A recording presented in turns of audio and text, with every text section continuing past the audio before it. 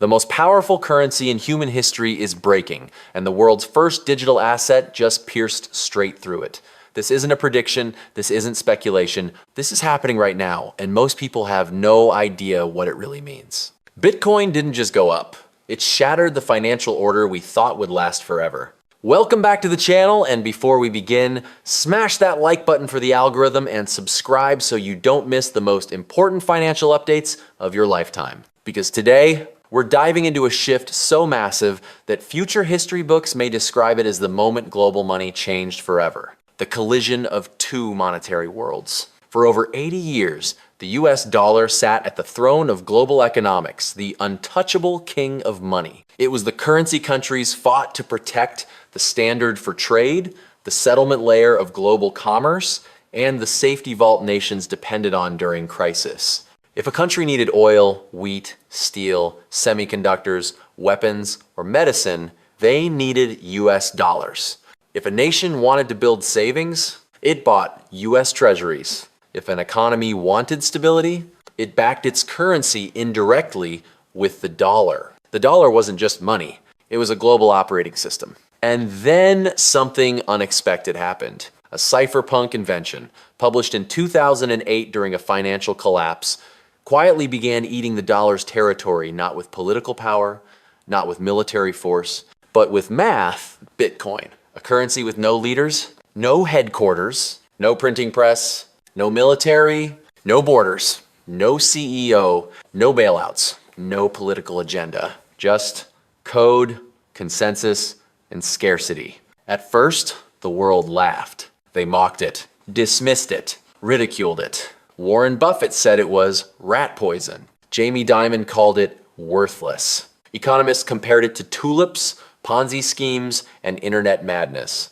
And yet, Bitcoin kept rising, kept growing, kept strengthening, kept surviving bear markets, crashes, bans, FUD, hacks, leverage wipeouts, exchange, collapses, everything. Somewhere along the way, Bitcoin stopped being a joke. It became a problem. Then it became a threat. And today, it has become a global monetary competitor, rising right under the dollar's nose. This video is the deepest investigation I have ever done. We're going to reveal the mathematical flaw inside the US dollar the global power shift nations don't want to admit, why institutions are racing to accumulate Bitcoin, why Bitcoin is hitting escape velocity, what the future world economy might look like, and what you must do to survive the next 10 years. By the end of this, you will see why we are living through the largest redistribution of wealth in modern history, and why it's only beginning. The dollar's silent collapse, the problem no one wanted to discuss. This is where the story starts, not with Bitcoin, but with money itself. For decades, governments, economists, and financial institutions avoided one uncomfortable truth. The US dollar has a mathematical flaw that guarantees its long-term decline. Not because America is collapsing, not because someone else has a better currency, not because of conspiracy theories, not because New World Order people on Twitter said so. No, the problem is simple. When you create more dollars every year, each individual dollar becomes worth less. Since the 1,920 seconds, the US money supply grew on average 10% every year. The S&P 500 also returned 10% every year, which means the stock market didn't make you rich. It just kept you even with inflation. Your gains were an illusion. Your dollar today buys only a fraction of what it did 40, 20, even 10 years ago. That's not stability. That's slow motion erosion. And the average American has felt this. Groceries cost more, housing costs more, healthcare costs more, education costs more, cars cost more, Pete. Energy costs more. Everything rises except the value of the dollar. Inflation was never 2%. It was always quietly higher than what they told us. And then the pandemic happened. In 18 months, 40% of all US dollars ever created were printed. A time bomb went off beneath the global financial system. The trust began cracking. People started asking questions. Institutions began rebalancing. Governments explored alternatives. And Bitcoin, with its fixed supply, emerged as the perfect counterweight. Bitcoin, the first scarce money in human history. Let's get something straight. Gold is scarce, but we keep finding more. Oil is scarce, but new drilling tech keeps increasing supply. Land is scarce, but we build higher. Currency is scarce until governments decide it isn't. But Bitcoin? Bitcoin is different. There will only ever be 21 million Bitcoin. Not one more. Not ever. No matter what. Not if the president begs. Not if Congress votes. Not if the Fed panics. Not if the world is burning. The supply is locked. And as of today, 95% has already been mined. Only 1.1 million Bitcoin remain. Over 4 million Bitcoin are estimated lost forever. Institutions are buying faster than miners can produce these. ETFs are draining supply at historic speed. Scarcity isn't a marketing slogan. It's the core architecture. Bitcoin is the first asset in human history that is perfectly scarce, infinitely divisible, easily transferable, globally accessible, digitally verifiable, unconfiscatable without force, decentralized, borderless, predictably supplied. For thousands of years, the world relied on gold's scarcity. For the last 100 years, it relied on the dollar's dominance. Today, we are entering the Bitcoin era, a system built not on trust, but on math. And math does not negotiate. The demand shock no one predicted. Something wild happened over the last 3 years. Bitcoin's biggest buyers are no longer crypto bros, teenagers on TikTok, or Silicon Valley programmers. Today's mega buyers are Wall Street giants, public companies, hedge funds, sovereign governments, ETFs, pension funds, insurance companies, even central banks experimenting quietly. To understand how big this is, consider this. MicroStrategy owns 3% of all Bitcoin on Earth. Tesla owns billions. BlackRock, Fidelity, and major institutions are accumulating nonstop. China has quietly seized and holds huge reserves. The US holds tens of billions in confiscated Bitcoin. This is not fringe interest. This is corporate monetary migration. Additionally, 263 companies and governments now hold Bitcoin on balance sheets. 9 nations publicly hold Bitcoin reserves. More are preparing legislation to add Bitcoin next. This is not digital gold. This is emerging global collateral. For decades, countries stored trust in the US dollar. Now, they are diversifying into Bitcoin. Why? Because Bitcoin is politically neutral. It cannot be frozen. It cannot be weaponized. It cannot be printed. It cannot be censored. For nations threatened by sanctions, inflation, or dollar dependence, Bitcoin is not an investment. It is a strategic escape hatch. The retail gap the majority still isn't in yet. Most people think everyone already owns crypto. Bitcoin is already mainstream. It's too late. Wrong. Here's the real data. 62% of adults own stocks. 65% own a home. Only 14% own Bitcoin, but 65% plan to buy in the future. That's not a bubble. That's the early mid-adoption curve. Even financial advisors previously, Bitcoin's loudest critics now say, half will recommend Bitcoin in the next 12 months. This is tidal wave demand. Early? Yes. Late? Not even close. In 1998, people said, the internet is booming. It's too late to buy Amazon stock. Amazon went up another 0% after that. Bitcoin is in that same moment misunderstood, underestimated, inevitable. The performance that humiliated every other asset class. Now let's talk performance. Over the last 10 years, Bitcoin plus 35, 0%. S&P 500 plus 200%. Gold plus 181%. It is real estate plus 100%. Bitcoin isn't winning. Bitcoin is annihilating everything. Over the last 5 years, Bitcoin 0%. If you invested $1,000 a decade ago, you would have nearly $400,000 today. Name another asset that has done anything close to this. But the craziest example, a man bought a house in 2023 for 22.5 BTC, $500K. Today, The house is worth $575 Ka, but only costs 5.3 BTC, meaning house price in dollars up 15%. House price in Bitcoin down 76%. The house didn't change, the dollar did. And Bitcoin revealed the truth. Bitcoin is not rising in value. Everything else is falling relative to it. The Wall Street reversal, the hypocrisy revealed. This chapter is my personal favorite because it proves how dramatically the world has changed. For years, Wall Street mocked Bitcoin, dismissed it, warned against it, wrote hit pieces, threatened to ban it, spread fear, and now they are buying it faster than miners can produce it. Even funnier, Fidelity and BlackRock now say, a small allocation of Bitcoin reduces portfolio risk.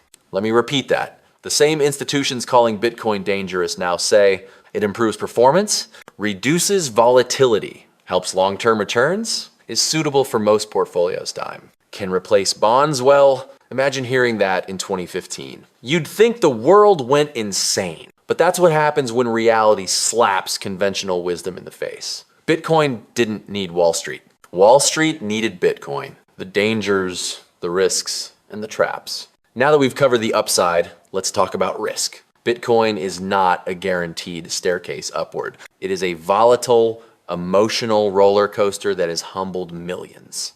Bitcoin has crashed 50%, 70%, and even 90% multiple times. And it will probably crash again. Here are the 3 deadly risks.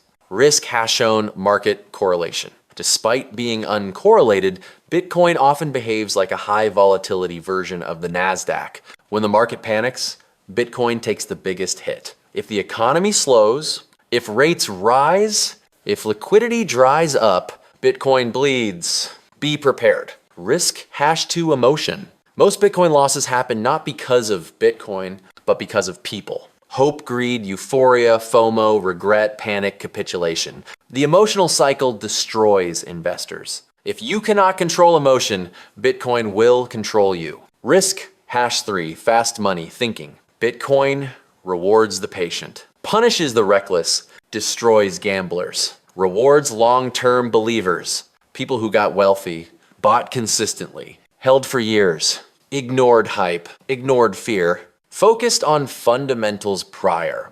People who got wrecked, chased altcoins, used leverage, tried to time tops, FOMO'd into pumps buy, held through greed, sold through panic. Do not be that person. The future, price predictions and scenarios. Now, the fun part. These predictions aren't guaranteed, but they show how experts are thinking. Next one, 3 years. $100,000, $200,000, driven by ETFs and global demand. By 2030, Kiyosaki, $300K, $1. 5MS. Kathy Wood, $2. 4M. Investor consensus, $600K, $800K, by 2035. Analysts, $1M, $1. 5M. Michael Saylor, $2. 1M. Extreme scenario, $10 million by 2050. If Bitcoin settles 10% of global trade, $3 million per Bitcoin. But here's the truth. No one knows. Bitcoin is the first of its kind. There is no historical model for this. We are witnessing monetary evolution in real time. My personal strategy, the simplest, safest path. I've been in Bitcoin since 2016. I've seen peaks, crashes, fraud, fear, billionaires made billionaires ruined, exchanges collapse, wallets hacked, dreams created now, dreams destroyed. And here's the only strategy I've seen consistently work. Buy a small amount, buy consistently. Hold, do nothing. No emotional buying, no emotional selling. No crazy leverage, no gambling, no YOLO bets. Bitcoin could go to $10 million, it could go to 0, but my exposure is small enough that I can sleep at night and large enough to benefit from upside. That's the mindset I recommend. Bitcoin is not rising. The dollar is weakening. Bitcoin is not a bubble. It is a mirror exposing the flaws in the money we trusted. The next decade will be messy, chaotic, unpredictable, exciting, and full of opportunity. Don't let emotion guide you. Don't chase hype. Don't sell fear. Prepare. Invest calmly. Have a strategy and stick to it. The world is changing. Money is changing. And history will remember this decade as the beginning of the new financial era. Don't sleep on this moment. If you found value in this ultra deep dive, hit the like button, subscribe, and comment. Bitcoin future. It's over. Bitcoin just broke the US dollar. The monetary power shift, what history looks like from the NZO. Here's something most people don't understand about history. When massive monetary shifts happen, no one living through them realizes what's happening.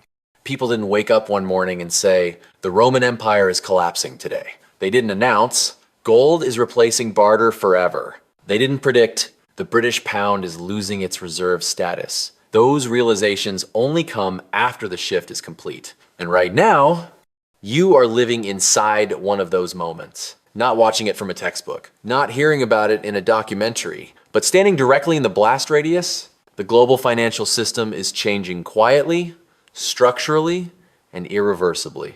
And Bitcoin is sitting at the center of it. Why this isn't just about price. Most people still look at Bitcoin and ask the wrong question. They ask, will it go up? Is now a good time to buy? Is it too late? Those questions miss the point entirely. Bitcoin is not just an asset. It's a new monetary rulebook. Price is just the side effect. What actually matters is this. Bitcoin is the first money in history that governments cannot control. And once that door is opened, it never closes again. That single fact changes everything. The end of monetary obedience. For the first time ever, individuals can opt out. Not protest, not vote, not rebel, just exit. Exit inflation, exit currency debasement, exit capital controls, exit confiscation risk. And that terrifies the institutions that built their power on monetary obedience. Because when people have a choice, they stop accepting silent theft. Why governments can't ban Bitcoin, even if they try? This is where the story gets uncomfortable. Yes, governments can regulate exchanges. Yes, they can tax gains. Yes, they can create friction, but they cannot kill Bitcoin. Why? Because Bitcoin is not a company. It's not a product. It's not a headquarters. It's a protocol. Trying to ban Bitcoin is like trying to ban the internet. Math, encryption, gravity. China tried. Bitcoin kept running. India threatened bans. Bitcoin kept running. The US debated crackdowns. Bitcoin kept running. Every time a government attacks it, the network simply routes around the damage. That's not rebellion. That's engineering. The psychological war has already been lost. This part matters more than charts. Bitcoin has already won the psychological war. Because once someone understands Bitcoin, truly understands it, they never fully trust fiat money again. They may still use dollars. They may still hold assets, but the illusion is broken. They see the printing, they see the dilution, they see the game. And once people see the game, they don't forget. That's why Bitcoin adoption never fully reverses. People leave during crashes, but they come back educated. Why volatility is not a weakness? Critics love to say, Bitcoin is too volatile to be money, but volatility is not a flaw. It's a symptom of early discovery. Every revolutionary technology was volatile at first. The internet, electricity, railroads, automobiles. Early stages are chaotic. Then stability emerges after adoption, not before. Bitcoin volatility is the price of freedom from manipulation. And over time, that volatility has been shrinking. What happens if Bitcoin fails? The honest answer. Let's be honest.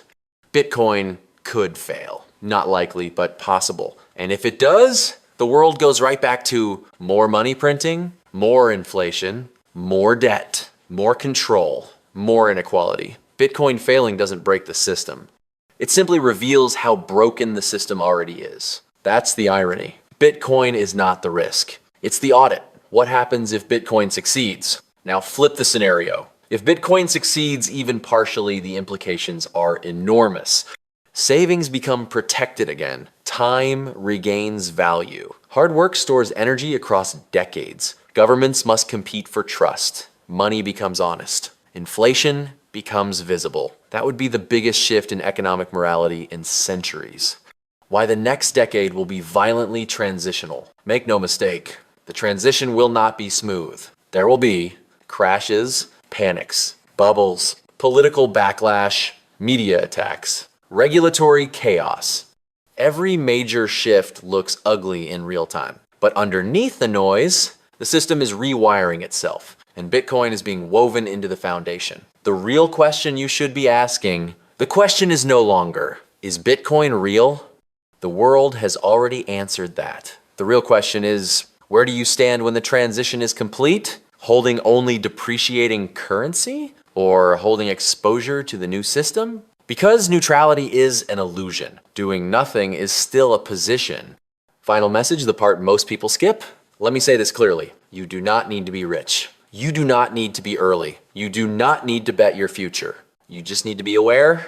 Bitcoin is not a religion. It's not a guarantee. It's not a shortcut. It's an option. And having options in a collapsing system is power. Closing column controlled, memorable. Bitcoin didn't break the dollar. The dollar broke itself. Bitcoin simply showed us the cracks. History will look back at this decade and ask, why didn't more people see it? Now you have the rest is a choice.